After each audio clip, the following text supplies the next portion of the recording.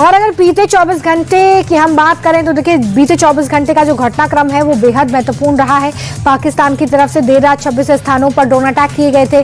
भारत ने जवाबी कार्रवाई करते हुए कई सैन्य ठिकानों और एयरबेस को बर्बाद कर दिया था पाकिस्तान की। और लगातार अब भारत जो अटैकिंग काम कर रहा था, जिस तरीके से अटैकिंग जवाब दिया जा रहा था, उसके बाद जाहिर तौर पे जो युद्ध की रणनीति है वो पाकिस्तान को समझ में आ गई थी भारत की कि भारत झुकने वाला बिल्कुल नहीं है और वो इसी तरीके से कार्रवाई करता रहेगा। आज भी जो प्रेस कॉन्फ्रेंस की गई है तो ये बताया गया है कि कैसे पाकिस्तान को एक बड़ा नुकसान हुआ है, कैसे पाकिस्तान को जवाब देने के लिए अभी भी भारतीय सेना बिल्कुल तैयार है। ये बिल्कुल साफ कर दिया गया है, सीज फायर भले ही हो गया है लेकिन कैसे हम अभी भी तैयार हैं ये बताया गया है इंडियन आर्मी की तरफ से।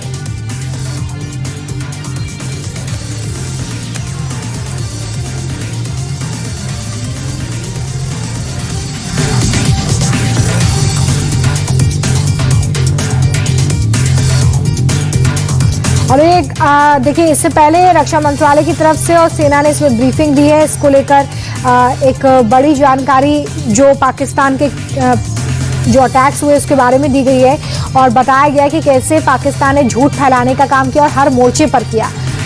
और कुछ और जानकारियां जो इस प्रेस कॉन्फ्रेंस से सामने आई उसमें बताया गया कि कैसे पाकिस्तान की सैन्य शक्तियां जो थी उन्हें तबाह करने का काम भारत ने किया है।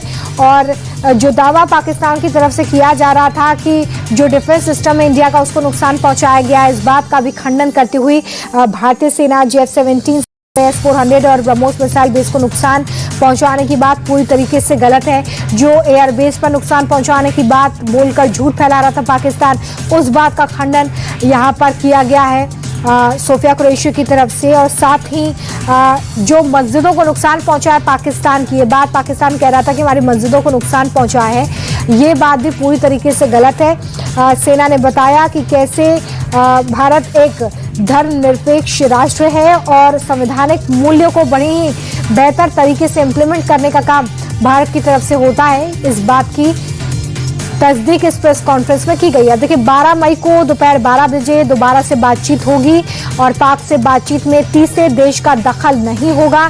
भारत ने ये बिल्कुल साफ कर दिया है, ये बिल्कुल स्टैंड क्लियर है कि अब कोई तीसरा देश इसमें शामिल नहीं होगा।